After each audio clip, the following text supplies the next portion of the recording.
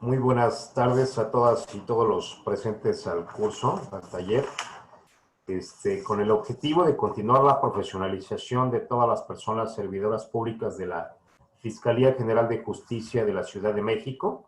Les damos, a nombre de la Coordinadora General del Instituto de Formación Profesional y Estudios Superiores, les damos la más cordial bienvenida a este taller denominado la elaboración de la carpeta de investigación, el cual va a impartir el maestro Iván del Llano Granados, de quien me permitiré leer su semblanza curricular. El maestro Iván del Llano es maestro en Derecho, está certificado por la CETEC, de la Secretaría de Gobernación, por parte del INACIPE y por la propia CETEC para capacitar en la reforma constitucional. El maestro ha sido profesor del INACIPE, profesor en maestrías en la Universidad Anáhuac del Sur y en la Universidad Anáhuac del Norte. También ha sido profesor en la maestría de Procuración de Justicia en la entonces PGR. Es instructor jurídico en el Centro de Prevención y Readaptación Social del Estado de Morelos, así como profesor en la asignatura en el curso de inducción para agentes del Ministerio Público Federal en el INACIPE. Buenas tardes, maestro Iván.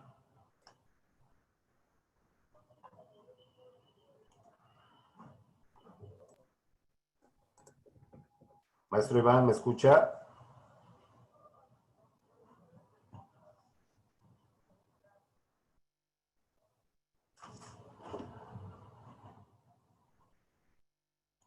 Hola, hola, buenas tardes, maestro Iván.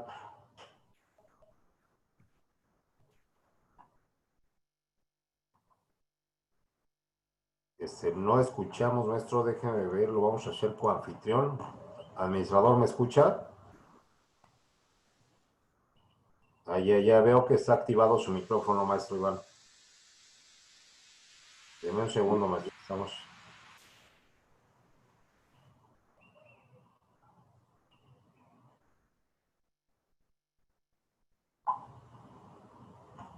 ¿Me escucha?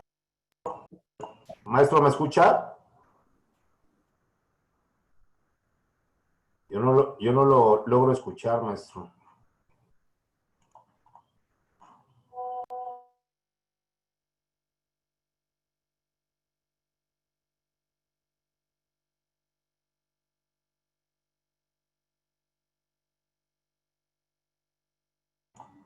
No lo logro escuchar, maestro. Deme un segundo, es un problema técnico, digo. Siempre va a haber problemas técnicos con esa plataforma, maestro.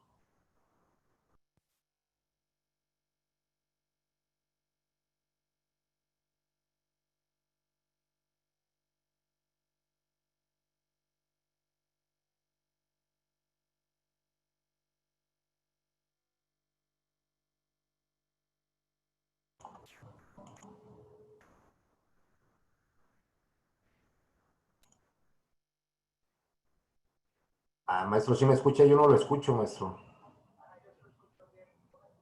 No lo escuchamos, maestro. Ah, caray. Sí veo que tiene activado su micrófono, pero no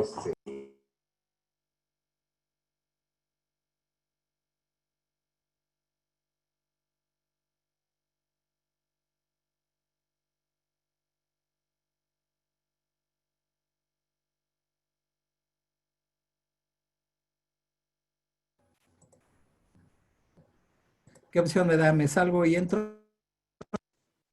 Maestro, ya lo logramos escuchar. No, otra vez se nos fue el audio. A ver, ¿así estoy bien? Así, excelente. Ok, entonces ya. Muy bien, ya entonces, ya inicia, ¿verdad? Gracias, sí, maestro, bienvenido. Muchas gracias, amable. Muy bien, pues buenas tardes a todos. Soy el maestro Iván del Llano Granados. Me corresponde compartir con ustedes lo que viene a ser este curso de elaboración de la carpeta de investigación. Y vamos a trabajar con ustedes en esta temática que tenemos señalada propiamente de este taller. Bueno, es un gusto trabajar ahora bajo este nuevo método. Esperemos también algún cuestionamiento, pregunta que quieran, a través del chat lo podríamos propiamente comentar. Bien, lo que tenemos señalado en este caso es, con el taller de elaboración de carpeta de investigación, los distintos problemas que se han presentado a través propiamente de llevar a cabo con este nuevo sistema acusatorio, lo que es propiamente el análisis que representa el mismo. Entonces, quiero compartir con ustedes en este sentido el siguiente punto que tenemos como parte de origen y poder de alguna manera homologar conceptos. Bueno, lo principal que tenemos que hacer ahora en esta temática es definir propiamente lo que viene a ser la parte del sistema acusatorio y los conceptos que se van desarrollando con el mismo. En este caso, recordemos lo siguiente, un poco de antecedentes que tenemos establecidos en este caso. El sistema acusatorio tuvo su origen a través de una reforma constitucional, como lo estamos viendo aquí directamente en la pantalla. Un decreto que fue publicado, recordarán ustedes, el 18 de junio del 2008, donde se crea el sistema acusatorio y en este caso propiamente se modificaron 10 artículos de la Constitución. De estos 10 artículos de la Constitución, uno de los puntos importantes que tenemos que determinar ahora es concretamente cuáles son, en qué consistió su modificación, sobre todo para utilizar un concepto que es básico hoy para nosotros, que sería propiamente el principio de legalidad. Recordemos que a través del principio de legalidad, lo que hoy nos exigen es fundar y motivar, ¿no? Que eso es lo que tendríamos que directamente trabajar en esta temática. Ese es nuestro punto propiamente de partida, fundar y motivar. Bueno, entonces, ¿qué es para fundar y motivar lo que tendríamos que conocer? Pues directamente cada parte de la reforma a la Constitución, en qué artículo, párrafo o fracción se encuentra, y a partir de ahí establecer directamente sus contenidos. Recordemos, aquí en esta presentación son 10 artículos que fueron modificados de la Constitución. Los tenemos del artículo 16 al 22 constitucional, el 73, el 123, que tenemos también establecido en este caso, que fueron una modificación directamente a la Constitución. Bueno, ¿qué es lo que nos da este cambio que se establece directamente a nivel constitucional? Bueno, el cambio que se nos presenta es que con estos conceptos directamente estamos ante un nuevo procedimiento penal que nos lleva a lo siguiente.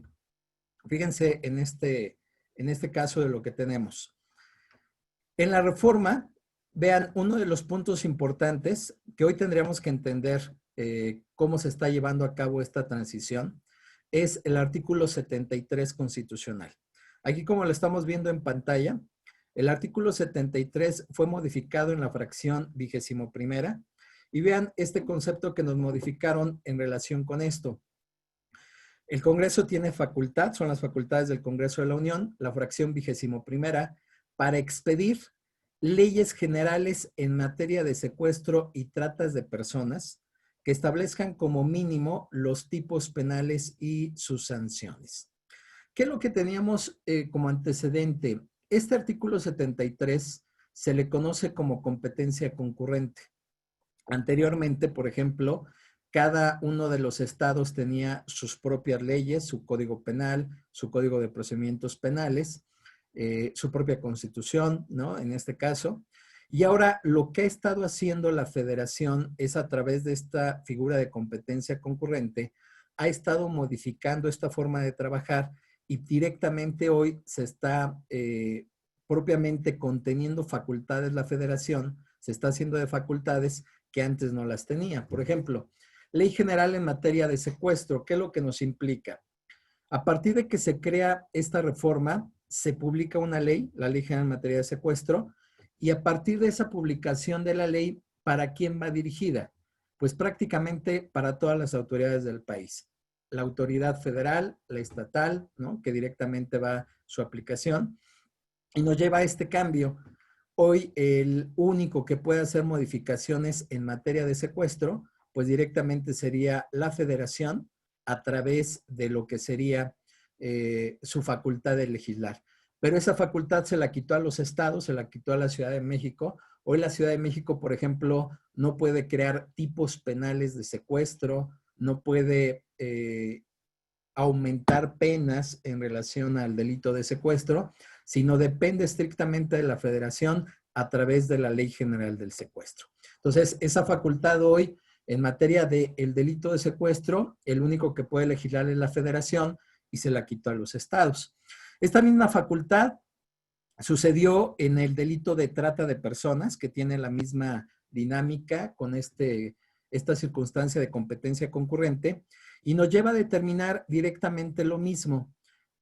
Anteriormente era un delito que lo teníamos en el Código Penal, pero ahora con la Ley General de Trata de Personas, pues directamente la Federación crea los tipos penales, crea las penas y pues únicamente nos toca a nosotros aplicarlas, ¿no? Ya no podemos ni modificar tipos, por ejemplo, como Ciudad de México, ni en su caso incrementar penas o modificar penas.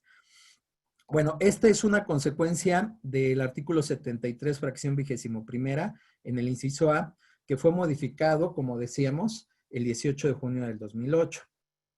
En el inciso B, como lo estamos viendo, también fue modificado los temas relacionados con delincuencia organizada. Recordemos que hace algunos años la Ciudad de México tenía una ley de delincuencia organizada para el Distrito Federal, pero con esta reforma, pues directamente nos quitaron esa facultad. Ahora, ¿quién es el único que puede de la misma forma legislar y en su caso la imposición de las penas en materia de delincuencia organizada? Pues directamente nos los dejan únicamente a la Federación, ¿no? Y la parte interesante viene en este inciso C de este artículo 73, porque vean lo que nos señala: la creación de una legislación única en materia procedimental penal, que esto es lo que da origen directamente al Código Nacional de Procedimientos Penales. Recordemos, antes cada estado tenía su Código Procesal Penal, igual que la Federación. Hoy ya no. Hoy lo que tenemos en este caso es una legislación única en materia de procedimiento penal. Vean las otras leyes que van en el mismo sentido: la Ley de Medios Alternativos de Solución de Controversias, y también llega en materia de ejecución. Entonces, de tal manera que hoy lo que estamos viendo, fíjense con la siguiente presentación, nos llevaría a esta dinámica, que hoy, ¿quién es el que está creando directamente las leyes? Pues estrictamente la Federación. Aquí les hago la presentación de las distintas leyes que se han presentado. Hay varias todavía más, pero sobre todo en el tema de la cronología, las más importantes que se han presentado. Y vean, tenemos esta reforma desde la Ley General de Salud, el capítulo 7, el artículo 473, donde se crea una figura, que esto es lo que da origen a esta circunstancia de competencia concurrente: delitos contra la salud en su modalidad de narcomenudeo. Esta fue una reforma del 20 de agosto del 2009, que recordemos, antes los delitos contra la salud eran de competencia exclusiva de la Federación. Bueno, hoy modifica con este punto de competencia concurrente y entonces comparte su competencia a la Federación con los estados y la Ciudad de México a través de esta ley, de una reforma que es la Ley General de Salud, el capítulo 7, y vean ahora el título que tenemos: delitos contra la salud en su modalidad de narcomenudeo, ¿sí?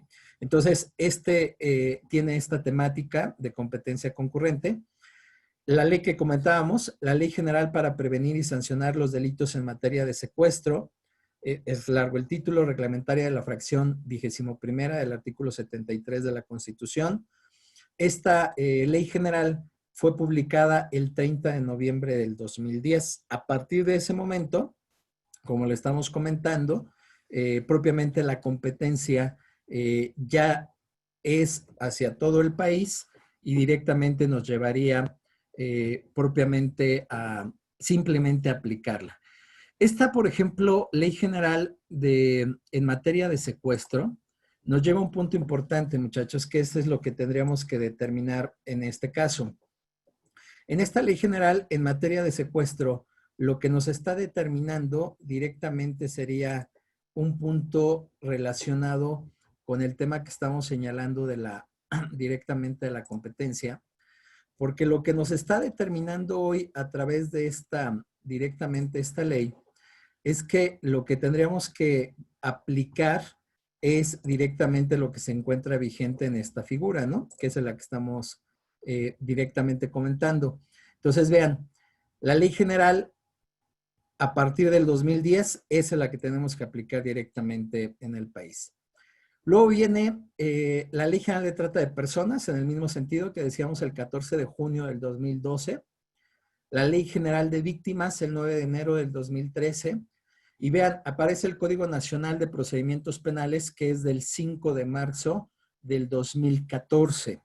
A partir de la publicación del Código Nacional, se homologan todos los códigos, porque recordemos que cada estado había publicado los suyos antes de esta fecha, y entonces lo que a partir del 5 de marzo del 2014, de ahí en adelante es obligatorio para todo el país aplicar el Código Nacional de Procedimientos Penales.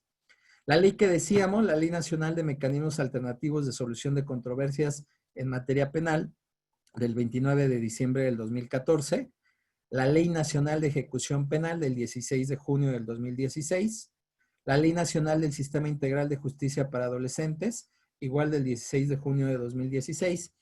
Y este es un ejemplo de lo que comentamos, de cómo hemos ido modificando hoy esta parte legislativa que tenemos en el procedimiento penal, pero en general también en otros delitos y dentro de otros ámbitos que se está propiamente estableciendo, ¿no? Por ejemplo, el tema de medios alternativos, se crea la ley a nivel general y también la tenemos que aplicar nosotros, lo mismo que en materia de ejecución y en el mismo sentido en materia de justicia para adolescentes, ¿no? Que eso es lo que hoy tendríamos que propiamente platicar. Bueno, entonces vean, esta temática que tenemos aquí señalada nos lleva a una cuestión interesante de aplicación. Decíamos, la fecha que da origen es del 18 de junio del 2008. Esta reforma implicó tres propiamente entradas en vigor, tres fechas. Al día siguiente de su publicación, que fue el 19 de junio del 2008, 3 años después, que fue el 19 de junio del 2011, y 8 años después, que fue el 19 de junio de 2016. Si ustedes recuerdan, esa fue la fecha límite, porque de ahí en adelante ya tendríamos que aplicar directamente el sistema acusatorio, ¿no? Entonces, así es como nos fue dando la entrada en vigor de este sistema. Bien, aquí les presento la cronología de lo que sería este sistema acusatorio. Vean qué es lo que nos determina. Directamente, el primer estado, vean los estados que iniciaron antes de la reforma constitucional. Decíamos, la reforma es el 18 de junio del 2008, y 4 estados iniciaron antes de esta reforma. Nuevo León, el 1 de enero del 2004, el Estado de México, el 1 de enero del 2006, Chihuahua, el 1 de enero del 2007, y Oaxaca, el 9 de septiembre del 2007. Llega la reforma constitucional y de ahí en adelante ya pongo las fechas que de alguna manera entraron en vigor los estados con el sistema acusatorio. Ellos hicieron su propio código, decíamos en este caso. Nosotros, por ejemplo, iniciamos el 16 de enero del 2015, ¿no? El Distrito Federal en ese momento. La Federación el 24 de noviembre del 2014. Para nuestro caso, ya iniciamos con el Código Nacional de Procedimientos Penales, pues este ya había sido publicado, ¿no? ¿Cuál es la importancia de conocer este dato, muchachos? Bueno, esto nos sirve para poder entender qué es lo que hemos hecho nosotros en el sistema acusatorio. Fíjense, normalmente 4 estados, antes de que se hiciera la reforma constitucional, iniciaron con el sistema acusatorio. Esto nos trajo un problema de fondo. Primeramente porque Nuevo León y el Estado de México solamente reformaron su Código de Procedimientos Penales, nada más. Chihuahua y Oaxaca publicaron un nuevo Código de Procedimientos Penales y ese código, al publicarlo, lo empezaron a aplicar. Pero veamos que todavía no se había realizado la reforma a la Constitución. Entonces, el problema que tuvo esto es que siguieron utilizando tanto Chihuahua y Oaxaca figuras que estaban vigentes en la Constitución, pero que no eran parte del sistema acusatorio. ¿De qué figuras me estoy refiriendo? El auto de formal prisión, la misma orden de aprehensión, la libertad provisional bajo caución, que la misma declaración preparatoria incluso, que estas figuras eran del sistema procesal penal mixto que nosotros teníamos vigente, ¿no? Propiamente antes del 2008. Y sin embargo, Oaxaca y Chihuahua lo que hicieron entonces fue, para pegarse a la Constitución, adecuar esas figuras a su procedimiento penal. Y aquí es donde llevaron una especie de mezcla que de alguna forma hoy estamos pagando este precio en virtud de lo siguiente. Fíjense en este sentido lo que sucedió. Vean aquí en esta presentación, estos 4 actos procesales no forman parte del sistema acusatorio, ¿sí? Sin embargo, por lo que les comentaba, al haber iniciado Chihuahua y Oaxaca antes de la reforma constitucional, la incorporan, la agregan y ellos empiezan a operar. ¿Qué es lo que tendríamos que haber hecho nosotros propiamente para haber manejado el sistema acusatorio de manera correcta? Pues deberíamos haber eliminado estas figuras y apegarnos al sistema acusatorio en el cual nos basamos, que propiamente fue el procedimiento penal del país de Chile, ¿no? El procedimiento penal chileno, esa fue la base, por ejemplo, de ese código es donde Chihuahua y Oaxaca propiamente copiaron para hacer el suyo, ¿no? De ahí viene, no sé si ustedes recuerdan, un código único, ¿no? Del CONATRIF, y luego viene pues ya el Código Nacional de Procedimientos Penales. La realidad es que si hubiéramos hecho un estudio serio, tendríamos que haber eliminado estas figuras que les estoy presentando y con base en esto, tendríamos que haber apegado a lo que sería pues el procedimiento penal chileno, ¿no? Que esa era la base y directamente tendríamos pues digamos que mayor acorde, ¿no? En este caso, con lo que sería este procedimiento. Entonces, vean, estas figuras, la orden de aprehensión, la declaración preparatoria, el auto de formal prisión y la libertad provisional bajo caución, como aquí se la estoy propiamente manejando. Estas figuras no forman parte del sistema acusatorio, pero Chihuahua las retomó en el 2007, lo mismo que Oaxaca, y luego cuando viene el Código Nacional, pues ya no hicieron cambios, ¿no? Lo dejaron trabajando en la misma manera, ¿no? La pregunta es, ¿dónde se hubieran colocado estas 4 figuras? Bueno, si estas figuras las utilizábamos nosotros, digamos, antes de que iniciara el proceso penal propiamente, estas figuras en realidad las tendríamos que haber puesto en el lugar que correspondía. Por ejemplo, pues si hablamos de orden de aprehensión, pues cuando ya se consignaba en ese momento la averiguación previa y el juez libraba la orden de aprehensión. Es decir, estos actos se llevaban ya ante el juez. Por lo tanto, deberíamos haberlos dejado ahí. Pero curiosamente no sucedió así. Fíjense dónde se quedaron estas figuras. Estas figuras que directamente tenemos establecidas, directamente nos las dejaron en lo que fue la etapa, digamos que debería haber quedado sería en la etapa intermedia, por lo que decíamos, porque en ese caso ya debería haber entrado el juez de conocer el asunto y a través de ello ya el juez librar la orden de aprehensión, la declaración preparatoria, el auto de formal prisión, la libertad provisional, es decir, esto hubiera sido la etapa indicada. Pero lejos de eso, ¿en dónde la dejó tanto Chihuahua y Oaxaca? Pues la dejaron en la etapa de investigación complementaria y esto llegó posteriormente a nuestro procedimiento penal y esto es lo que actualmente nosotros estamos aplicando. Véanlo. Hoy las preguntas, y este es para darle un sentido al problema actual que hoy tenemos, serían las siguientes. Por ejemplo, ¿se puede librar una orden de aprehensión en la etapa de investigación? Pues hoy con el sistema acusatorio como lo estamos aplicando tendríamos que decir que sí. ¿Se puede tomar una declaración preparatoria en una etapa de investigación? ¿Se puede dictar un auto de formal prisión? Hoy le llamamos vinculación a proceso dentro de una etapa de investigación. Y la libertad provisional, bueno, pues esta no tendría algún problema. En este caso, ¿qué opinan, muchachos, en este sentido? ¿Sería aplicable eso? ¿Sería correcto, por ejemplo, esta mecánica en relación a esto? Aquí tengo el chat para igual escuchar sus preguntas. ¿Qué opinan ustedes? ¿Sería correcto en este caso, propiamente, que estas figuras se quedaran en la etapa de investigación, sería correcto manejar esos 4 actos procesales en la etapa de investigación. Si lo revisamos propiamente desde el punto de vista de lo que sería, aquí les hice la pregunta en el chat, muchachos.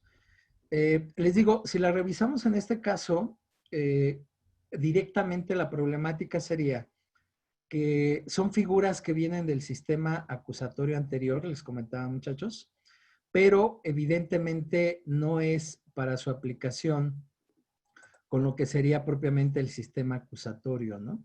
Es decir, esta figura tendría que tener directamente su análisis en otro aspecto, ¿no? Que le correspondiera, más no propiamente en lo que sería esta figura que estamos comentando, ¿no?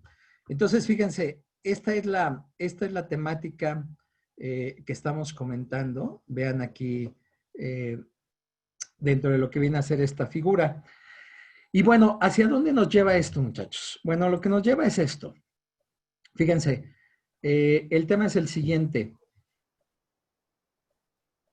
Este es nuestro procedimiento penal. Aquí se los estoy directamente dejando en este caso. Y vean lo que nos está indicando hoy el procedimiento penal que hemos dejado. El artículo 211 nos señala cuáles son estas etapas del procedimiento penal y nos determina lo siguiente. 4 etapas, ¿no? Para determinar.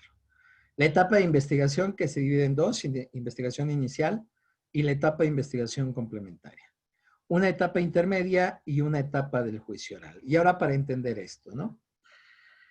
La etapa de investigación inicial, de acuerdo al artículo 211 del Código Nacional de Procedimientos Penales, nos señala que es desde la denuncia o querella u otro requisito equivalente.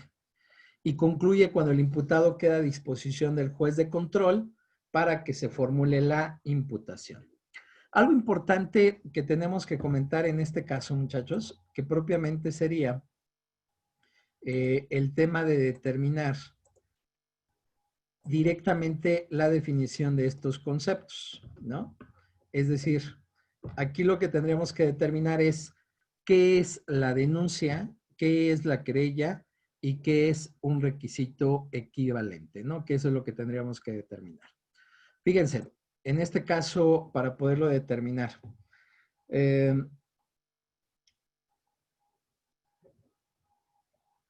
aquí hay una, Alex nos comenta, considero que este modelo es garantista y de presunción de inocencia. Sí, aquí, por ejemplo, Alex, el punto, por ejemplo, interesante sería que sí es un modelo garantista. Hablemos también de la presunción de inocencia.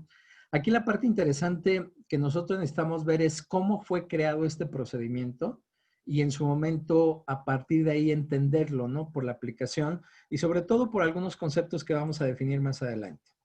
Bueno, fíjense entonces, de acuerdo al artículo 211, voy al chat en este caso, tenemos que definir qué es la denuncia. En este caso, tendríamos que definir qué es la querella también, ¿no? Que sería la temática, ¿no? Por ejemplo, estoy escribiendo, aquí les pongo denuncia. Y para la definición de la denuncia, aquí estoy en el chat, muchachos, nos vamos al artículo 223 del Código Nacional de Procedimientos Penales. Y aquí es donde nos viene, por ejemplo, esta parte interesante. Les decía con esto de principio de legalidad que tenemos de fundar y motivar, directamente nos iríamos a la definición de lo que es la denuncia, de acuerdo al artículo 223. Y hoy, por ejemplo, este concepto nos contiene hasta la denuncia anónima, ¿no? La cual podemos utilizar y aplicar con base directamente en esta mecánica, ¿no? Luego nos vamos a la querella. Por ejemplo, sigo aquí en el chat también. La querella, nos vamos a su definición, que sería la querella. La encontramos en el artículo 225 del Código Nacional de Procedimientos Penales y ahí nos define lo que es directamente la querella. Por ejemplo, hay un punto interesante en relación a esto. Eh, Rodolfo Cruz nos dice, ¿qué sería un requisito equivalente de acuerdo al 211? Ok, ahorita entramos a este tema, Rodolfo. El tema sería, fíjense, en el caso de la querella, nos las define el artículo 225 y aquí directamente lo tendríamos que determinar en cuanto a su contenido.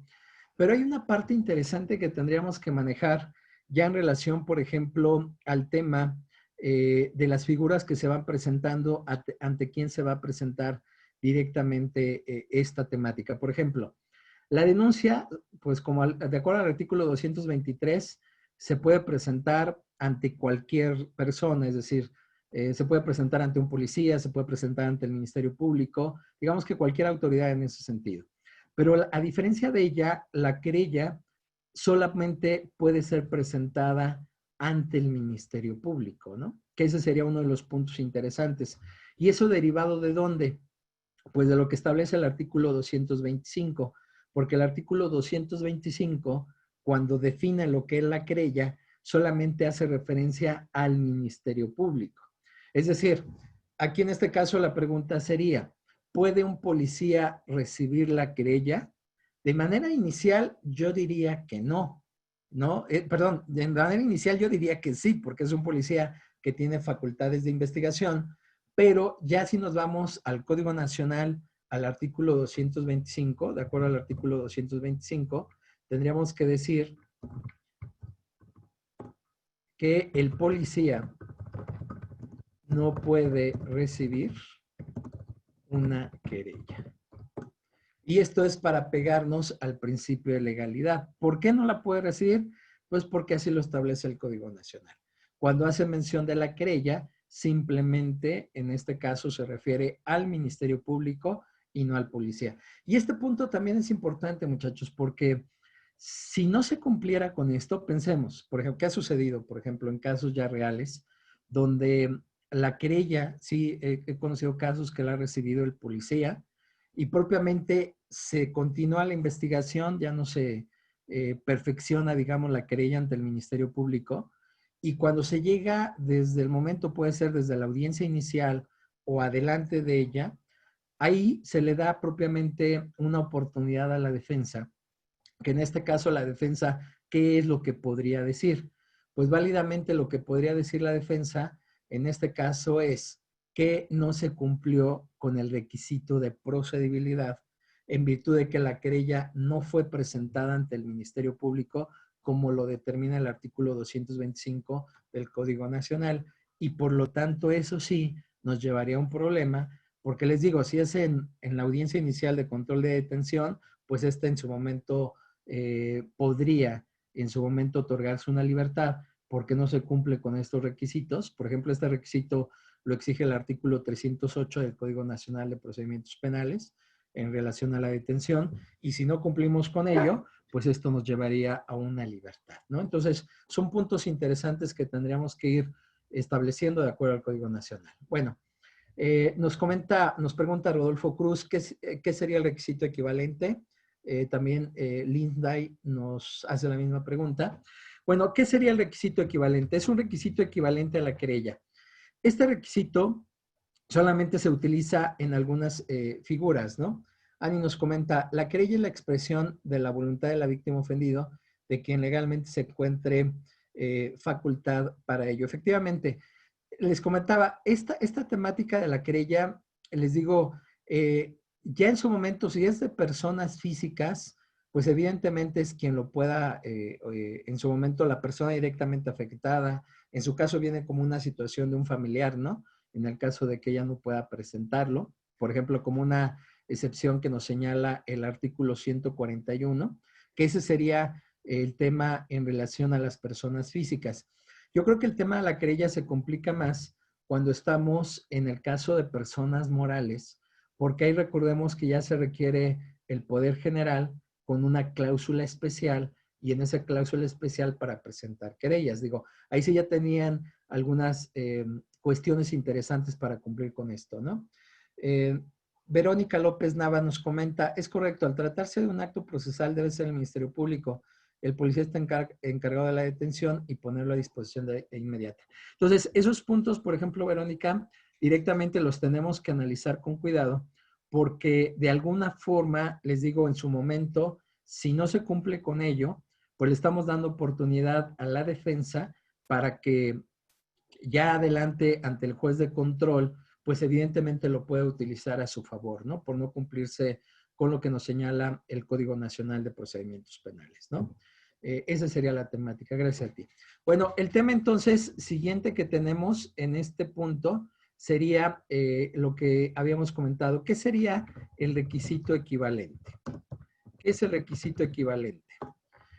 En este caso, el requisito equivalente a la querella solamente se presenta en algunos delitos, ¿no? Y en algunas figuras directamente. Por ejemplo, en lo que viene a ser los delitos fiscales, ¿sí? Viene una intervención, recordemos en este caso, ya sea a través del SAT, ya sea a través de, bueno, pues sí, SAT, que sería el encargado de llevar a cabo esta figura. Y en este caso lo que se va a realizar es que empiezan a hacer su revisión, por ejemplo, en el caso del SAT. Y si ellos, por ejemplo, al momento de revisar directamente la investigación, ¿no? Prestamos a una empresa en este caso, ellos, por ejemplo, al revisar, encuentran directamente ya una situación irregular al momento de hacer su presentación de declaraciones. Entonces, aquí nos lleva directamente a una figura que es la que van a dictar, que se llama declaración de perjuicio.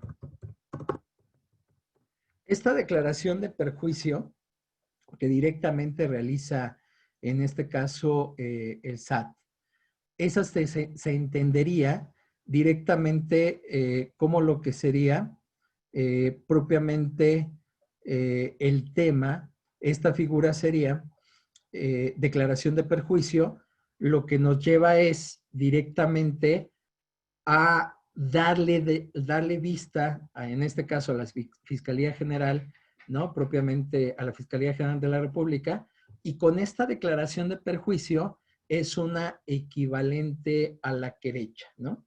Es una equivalente a la querella, que es lo que nos estaría determinando directamente esta figura, ¿no? Entonces, esto es lo que nos está propiamente determinando y es lo que tendríamos que llevar directamente a cabo, ¿no? Ese sería propiamente la temática. Por ejemplo, en el caso del contrabando, también sería la misma mecánica. En este caso, esa sería la misma circunstancia que nos llevaría y directamente, en este caso, la declaración de perjuicio también nos llevaría en esta circunstancia. Bueno, entonces, eso es lo que sería directamente, voy a la presentación, esto es lo que directamente sería esta figura que tenemos señalada, ¿no? Directamente de lo que es la declaración de perjuicio, ¿no? Por ejemplo, igual lo podríamos hablar en los juicios políticos. Recordemos cuando en el Congreso de la Unión viene directamente un juicio político para efecto de determinar, ¿no? Si se quita el fuero o no. La resolución con la cual terminan ellos se denomina declaración de procedencia. Y esta declaración de procedencia directamente lo que implica es equivalente a la querella. Y por lo tanto, esta equivalencia a la querella, igual en ese caso, pues se toma conocimiento a la Fiscalía General de la República y con eso pues se inicia directamente la investigación. Entonces, esto que nos maneja el artículo 211 del requisito equivalente a la querella se refiere directamente a esta figura, ¿no? Que es la que tenemos que tomar en cuenta. Ahora, vean qué es lo que nos está representando.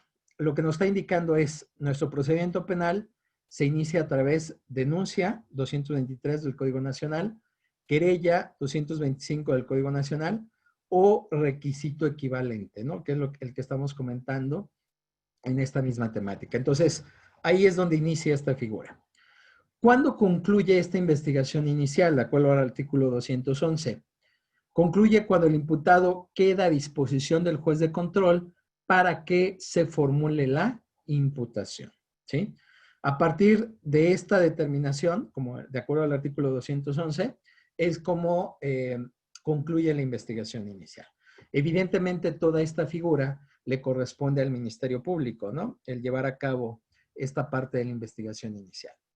Ya después viene, de acuerdo al artículo 211, la investigación complementaria.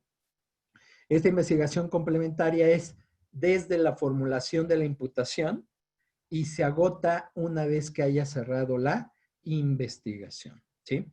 Entonces, en esta investigación complementaria ya estamos ante el juez de control, ya interviene él, y a partir de ahí estamos en esta investigación complementaria, pero esta va a concluir con este acto como lo tenemos señalado en el 211, que sería el cierre de la investigación. Entonces, fíjense, con el cierre de la investigación terminamos pues directamente la etapa de investigación, ¿no? En ese caso ya la investigación complementaria.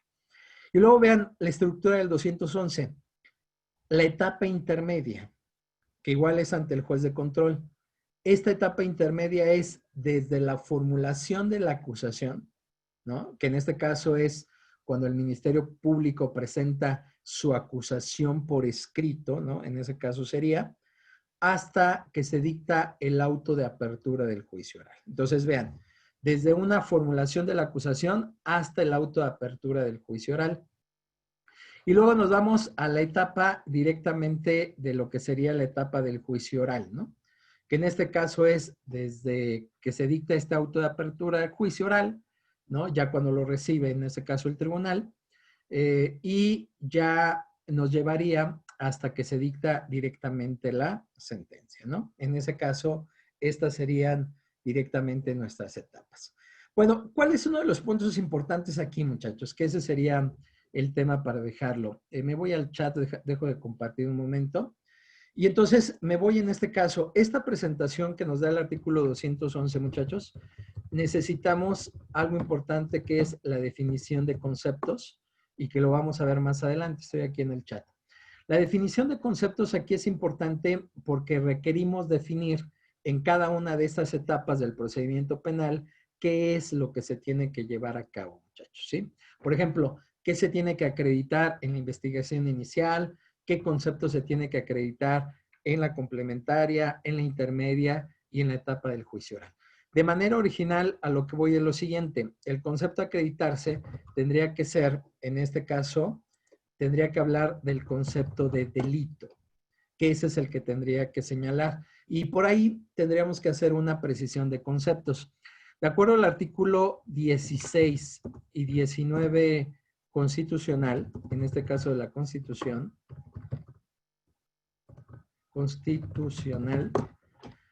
hay dos conceptos. El hecho que la ley señala como delito, estoy aquí en el chat, muchachos, y la probabilidad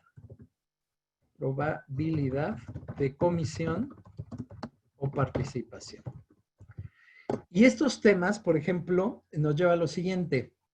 En este caso, no tenemos una definición, muchachos, de lo que es directamente el hecho que la ley señala como delito, ¿no? No la tengo en este caso,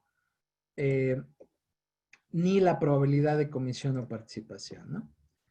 En este caso, entonces, ¿qué es lo que tendría que hacer, muchachos, propiamente? Aquí lo que tendría que hacer es definir propiamente estos conceptos que estamos comentando en relación a esta misma temática. Es decir, tengo que definir propiamente lo que sería este concepto que estamos señalando y en su momento para poder determinar cómo se aplicaría en esta misma temática, ¿no? Bueno, entonces, ese es un punto que más adelante vamos a ver. Aquí me regreso a la presentación, 211. Y entonces, fíjense, la etapa de investigación inicial que corre a cargo del Ministerio Público me lleva a la necesidad de definir cada uno de estos conceptos. Y por eso les comentaba que requiero cumplir con este requisito de principio de legalidad. Es decir, tengo que manejar la Constitución, Código Nacional. Hoy tengo que agregar también tratados internacionales. Sé que este es un punto importante que tendríamos que manejar, que tengo que cumplir con ellos dentro de lo que viene a ser la etapa de investigación. Entonces, fíjense en esta presentación, muchachos. Aquí lo que les comparto es que en esta etapa de investigación inicial, el Ministerio Público es en su momento el que va a intervenir en ella y tengo que definir estos conceptos que se van presentando. Por ejemplo, tengo primeramente que definir cuando hay un detenido, cuáles son los casos legales de detención. De aquí tengo que ir al artículo 16 constitucional, pues primero el quinto párrafo, ¿no? Que sería el tema de la flagrancia. Al sexto párrafo, el caso urgente. Y ya en otra etapa más adelante, que hablar de detención, aunque no es en la inicial, pues propiamente sería la orden de aprehensión, ¿no? Que también es un acto de detención, pero este ya se presenta más adelante. Entonces, detención me lo define el artículo 16 constitucional. La puesta a disposición al Ministerio Público, un acto que también tengo que definir. Aquí entro al artículo 147 del Código Nacional. ¿Qué es la retención?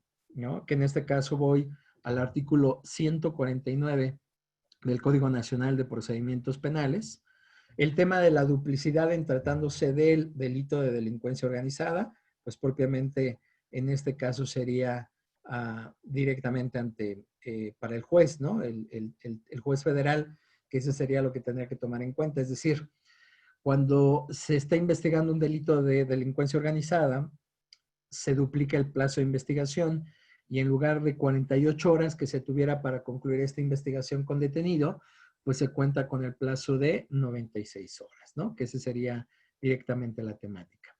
Y entonces el siguiente acto, pues propiamente la puesta a disposición ante el juez. Entonces, tengo que definir propiamente estos conceptos. Bien, me voy al tema de lo que sería la detención, muchachos. Y aquí me lleva a lo siguiente, en este caso de la detención. Flagrancia y caso urgente. Aquí tendría que entrar al artículo 146 del Código Nacional para definir lo que es la flagrancia y el caso urgente que sería el artículo 150. Fíjense, aquí es un punto importante de lo que habíamos comentado de fundar y motivar. En el caso de esta figura, aquí sí es importante tener adecuado pues directamente los artículos que voy a utilizar. Para fundar la flagrancia, lo que decíamos, me voy al artículo 16 constitucional, pero aquí tengo que manejar el párrafo donde se encuentra la flagrancia y definir directamente su contenido. En este caso me iría al artículo 16, párrafo quinto, que me define qué es la flagrancia.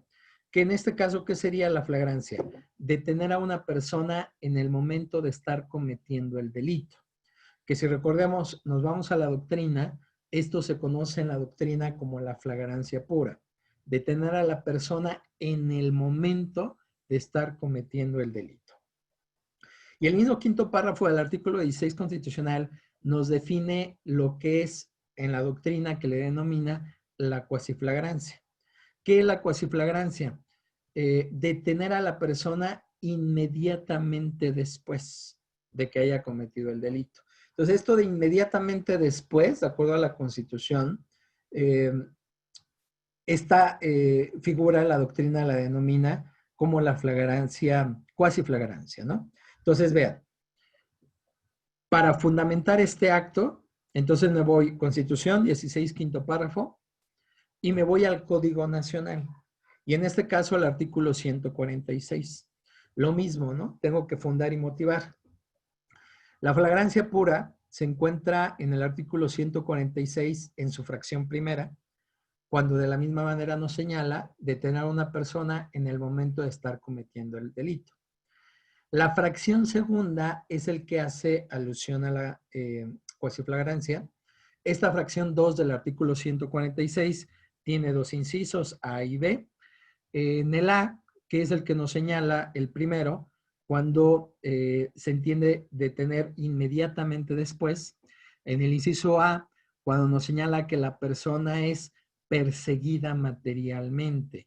Eso lo tengo que definir en su momento, que sería esa persecución material, ¿no? Que directamente tendríamos que manejar, ¿no? Para poderla argumentar directamente.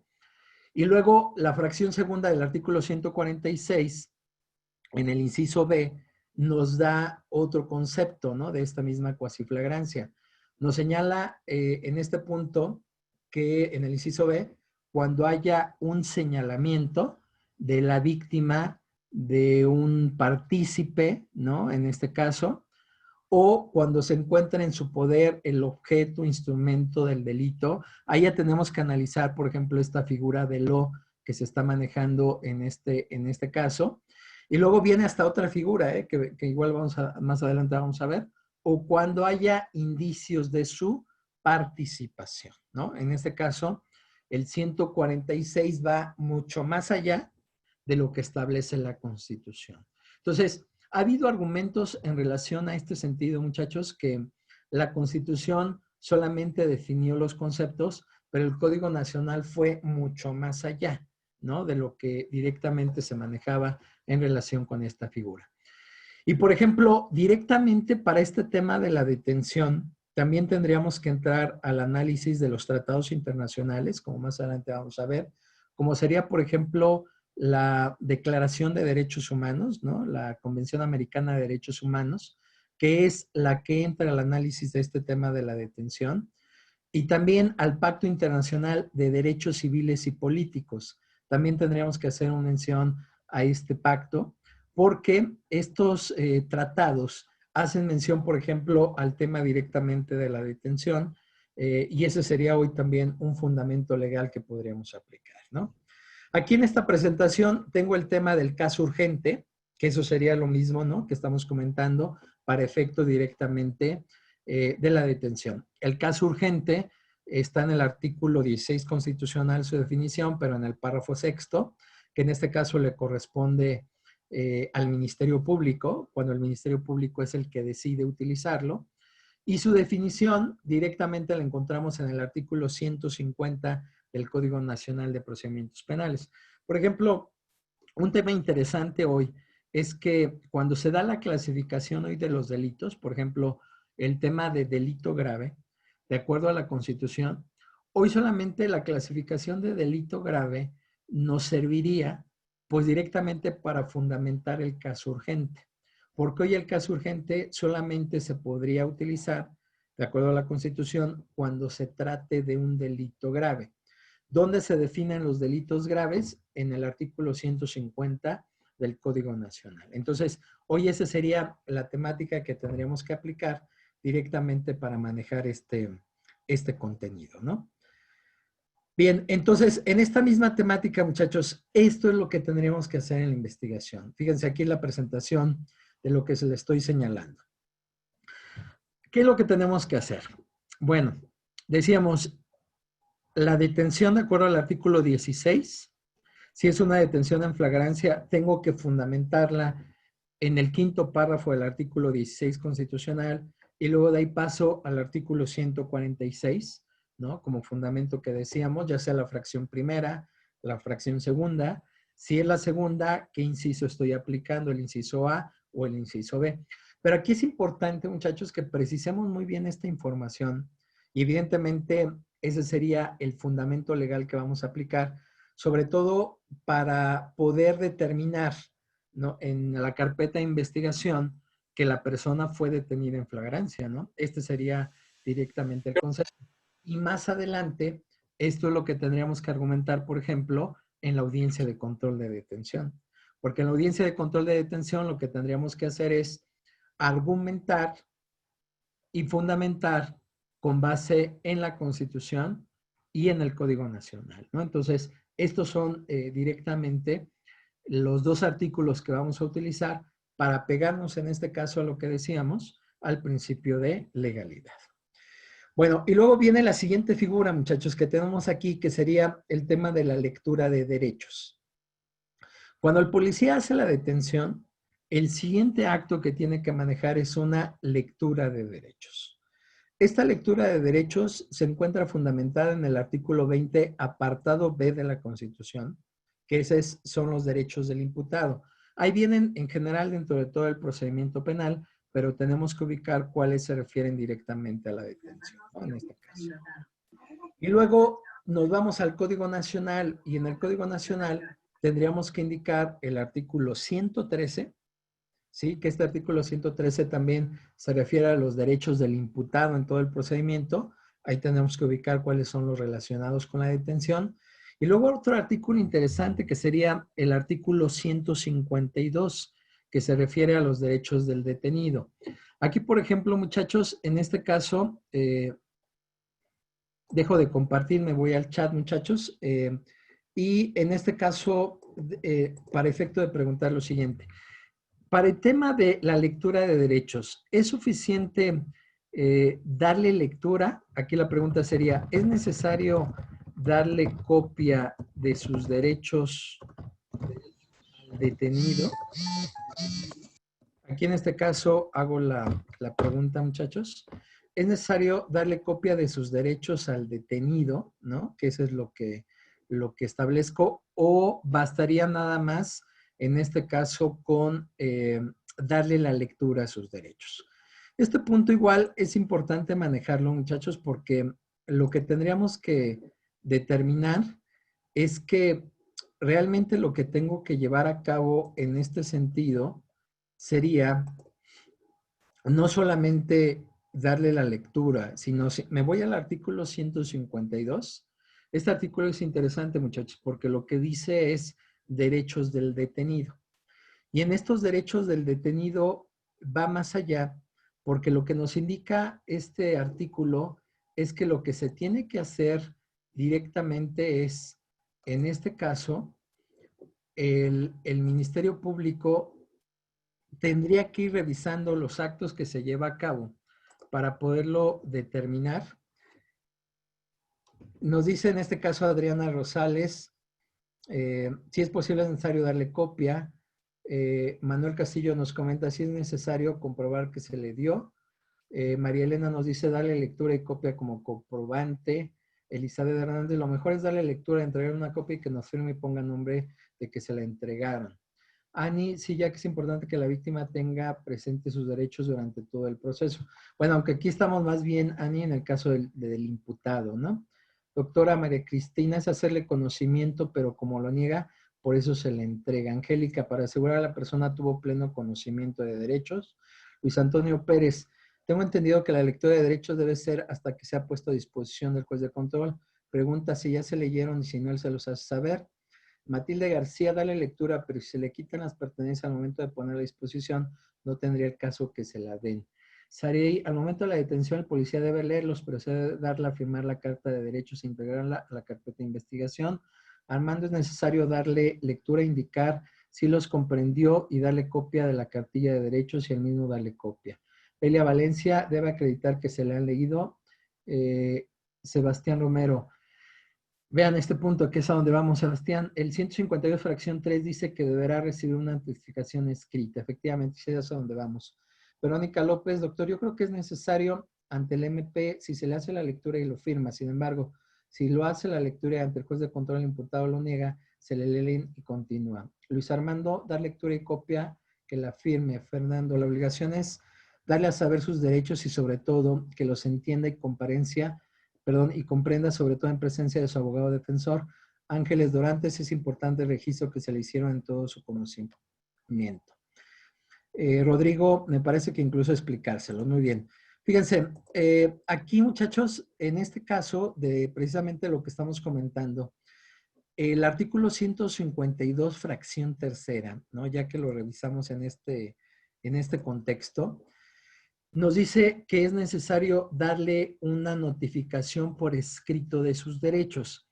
¿Y a dónde vamos con esto? Que este artículo 152 es importante ubicarlo, porque lo que nos ha llevado, por ejemplo, algo que hemos identificado, es que directamente en el caso hoy de las audiencias, ya en la práctica, como se está llevando a cabo, por ejemplo, una audiencia de control de detención, de alguna manera como que ya sabemos cuáles son los actos que se llevan a cabo y de alguna forma la inercia nos ha llevado también a cumplir con ella, como que todo lo damos ya por hecho y ya de alguna manera sabemos hasta lo que va a pedir el Ministerio Público, la defensa, lo que va a resolver el juez o hasta su criterio del juez. Es algo que ya, pues obviamente el tiempo nos va dando esas circunstancias, hasta como una especie de rutina, ¿no? Es la que estamos cayendo también en las audiencias. Bueno, Aquí lo importante que tendríamos que manejar, muchachos, es qué es lo que nos está determinando de manera específica lo que decíamos. ¿Qué es lo que me da, en este caso, qué es lo que me está señalando la Constitución 20 apartado B? ¿Qué es lo que me señala el Código Nacional 113? ¿Y qué me señala este artículo 152? Que este artículo 152 no se maneja mucho, pero fíjense lo que dice es derechos del detenido. Y en estos derechos del detenido, directamente la fracción tercero nos dice darle una notificación por escrito de sus derechos. ¿A qué nos lleva esto? A que directamente el policía tiene la obligación de cumplir con ello. De eso, si le agregamos los tratados internacionales, nos llevaría mucho más allá, en este caso, a lo que implican los derechos, más allá de lo que estamos señalando. Porque sí es cierto, a nivel de audiencias, como comentan ustedes, muchachos, lo que se realiza es que le preguntan, ¿no? Si le leyeron, si entendieron, si tiene una duda de sus derechos, le pregunta el juez en la audiencia. Si él dice que no, pues en ese momento ya se lo leen y continúa la audiencia, ¿no? De alguna manera como que los dan por hecho. Pero fíjense, el tema que dejamos de lado es que este sistema garantista lo que nos está obligando es que propiamente el policía desde la detención tiene que cumplir con estos derechos, es decir, no solamente la lectura, sino que le tiene que dar una copia de estos derechos. Y de ahí me voy más adelante al analizar ya de manera específica estos artículos. Me voy a la figura inclusive con lo que sería el tema de la llamada telefónica. También derivado de estos artículos, sobre todo el 113 y el 20 apartado de la Constitución, desde la detención el policía le tiene que permitir una llamada telefónica, en este caso a su familiar y a su abogado, que eso también es el tema de los derechos. ¿Por qué? Porque se está exigiendo la garantía a ellos. Porque de alguna forma, si nos ponemos en el lado del detenido, hagan de cuenta que el policía les dice, estos son tus derechos. ¿Lo entendiste? Sí. Ah, pues con eso es suficiente. Pero ya no viene el tema de la copia o lo de la llamada. ¿Tienes derecho a una llamada? Pues sí. Ah, bueno, pues ya cuando llegues ante el Ministerio Público llamas y se acabó. No, aquí el tema va desde el tema de la detención. Ya aquí, de alguna manera, es lo que tendríamos que ir indicando y analizando con detalle para poder determinar, en este caso, muchachos, cómo se va determinando este aspecto, ¿no? Que es lo que estamos directamente revisando. Porque esto nos llevaría aquí a lo siguiente. Me voy en este caso al chat, muchachos, que es lo que estamos comentando. Fernando nos dice la obligación de hacerles saber sus derechos y sobre todo que los entienda y comprenda. Bueno, Ángeles, es importante dejar registro que se hicieron de conocimiento. Rodrigo Ricardo, me parece que incluso explicárselos. Armando Martínez, la lectura se da en el momento que lo indica que está detenido, exactamente. Yolanda Peña, tanto lectura, firma y entrega de los derechos del imputado. Mario Moreno, si es necesario darle copia. Verónica López, ok, es un comentario, muy bien.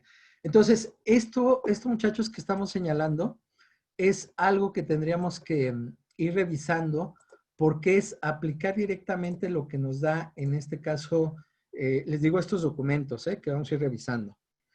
Recordemos, Constitución. Para los derechos del imputado, 20 apartado B, ¿y qué es lo que establece? Código Nacional de Procedimientos Penales, 113 y el 152 que estamos comentando, que es derechos del detenido. Y les digo, tratados internacionales en materia de detención, Convención Americana de Derechos Humanos y el Pacto Internacional de Derechos Civiles y Políticos. Estos dos tratados también los tenemos que agregar para fundar directamente el tema de la detención. Es decir, esto lo deberíamos de agregar como fundamento también dentro de la carpeta de investigación. El Ministerio Público también tendría esta obligación de incorporarlos y lo mismo en la audiencia inicial, muchachos, de control de detención, el argumento que utilice el Ministerio Público para basarse en ella, de que la detención es legal, lo tiene que hacer en estos mismos términos: Constitución, Código Nacional y tratados internacionales. Por eso es todo un aspecto completo para poder determinar que directamente nos estamos apegando, pues en este aspecto garantista, ¿no? Que tiene el sistema acusatorio. Bueno, entonces fíjense, esto sería el tema de lectura de derechos, ¿no? Que vamos a ir ubicando. Más adelante vamos a ver de manera específica estos artículos y tratados para poderlos enlazar, ¿no? En este caso. Registro inmediato de la detención, muchachos. Fíjense, el registro inmediato de la detención es creado con la reforma constitucional del 18 de junio del 2008 en el artículo 16 constitucional, quinto párrafo. Y esta figura ha sido poco entendida y también poco aplicada en función de lo siguiente. Fíjense, el registro inmediato de la detención fue creado para evitar que sobre todo la policía y posteriormente el Ministerio Público cometieran un delito. ¿De qué delito estamos hablando en este caso, muchachos? Bueno, el delito que estamos hablando es desaparición forzada de personas, ¿sí? Ese es el delito que se pretende evitar con esta figura que es el registro inmediato de la detención, ¿sí? Dejo de compartir en este caso, me voy al chat, muchachos. Y fíjense aquí lo que nos dice Armando Martínez. El informe policial homologado indica la hora en que ha sido la lectura de sus derechos.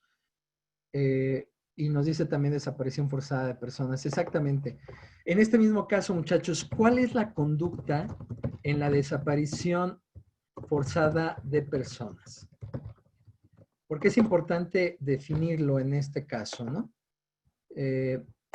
¿Cuál sería, muchachos, la conducta en la desaparición forzada de personas? ¿Sí? Porque es importante, por ejemplo, en el delito de homicidio, la conducta sería directamente, pues, la privación de la vida, ¿no? En este caso. Ese sería. En la desaparición forzada de personas, ¿cuál sería la conducta? Aquí regreso a la presentación. Fíjense, aquí tendríamos que ir analizando, por eso les digo de manera muy cuidadosa cada una de estas figuras, porque en la desaparición forzada de personas inclusive ya tenemos una ley general de desaparición forzada de personas, que es con la misma dinámica que habíamos comentado de competencia concurrente, y hay una ley general que es aplicable para todo el país, ¿no? En esa nos tenemos que basar ya directamente para hacerla valer, ¿no? En este caso.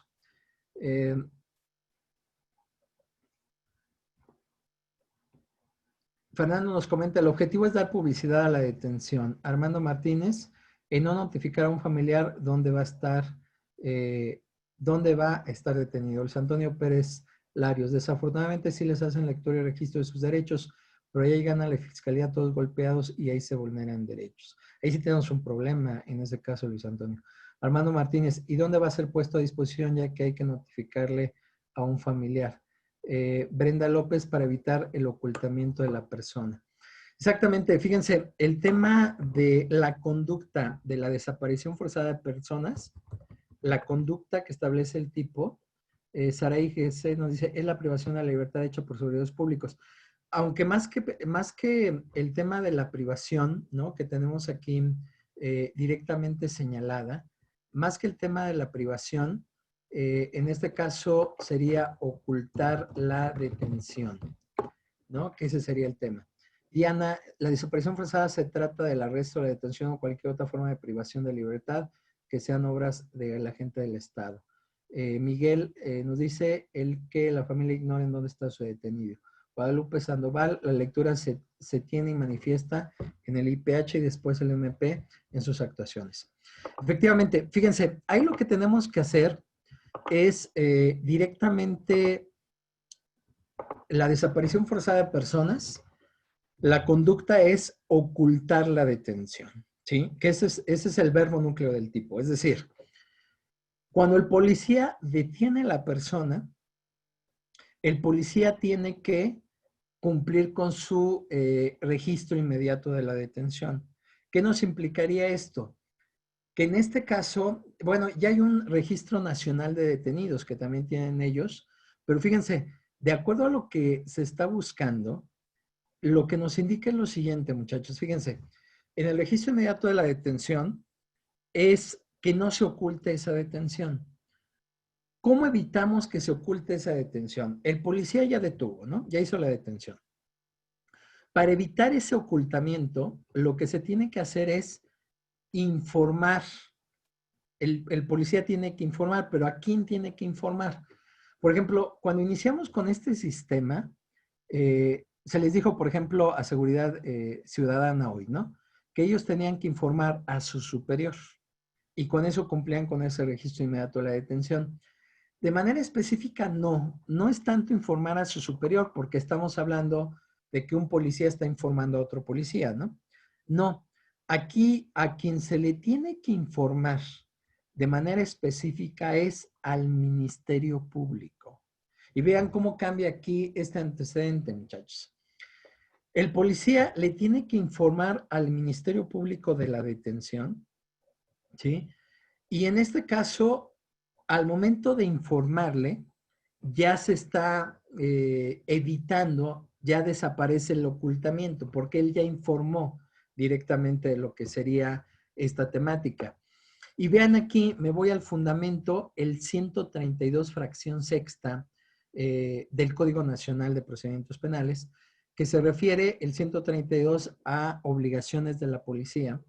Y en esas obligaciones la fracción sexta específicamente señala que es informar al Ministerio Público inmediatamente y de cualquier manera de la detención.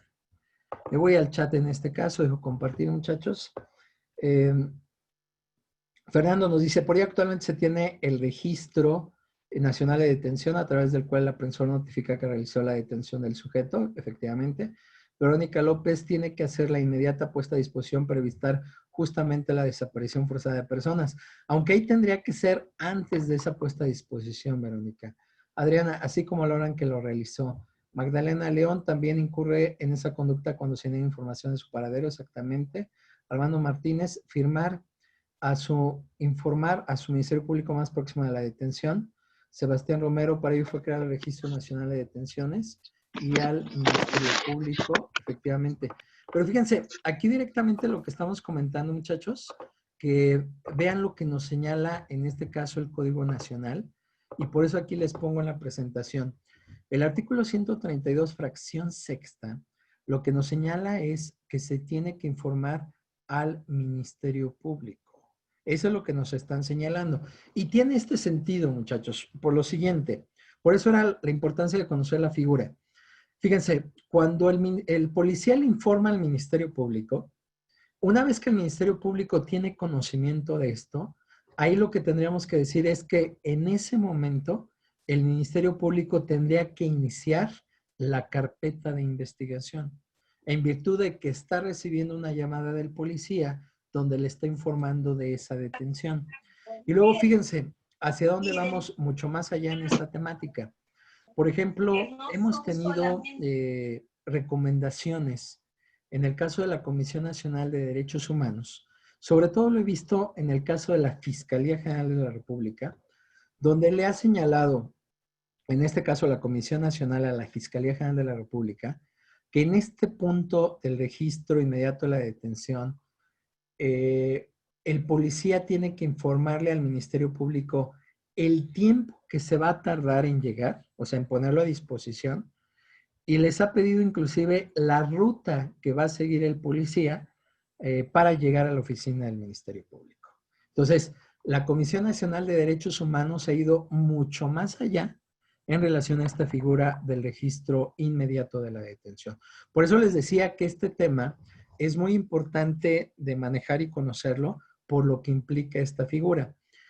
Y luego, ¿qué hacer con esta información? Les decía el Ministerio Público, ya cuando recibe la llamada del policía. Aparte de iniciar la carpeta de investigación, el Ministerio Público tendría que notificar a estas instituciones de búsqueda de personas, ¿no? Por ejemplo, tendría que informar para efecto de hospitales, para efecto de Locatel, para que en su momento, y aquí viene otro derecho que vamos a comentar, en el momento en que los familiares del detenido lo buscaran y llamaran por teléfono, en ese momento tendrían ellos que ser informados que su familiar fue detenido y lo van a llevar a tal oficina del Ministerio Público o lo están trasladando a tal oficina del Ministerio Público, ¿no? Eso es lo que tendría que llevarse a cabo.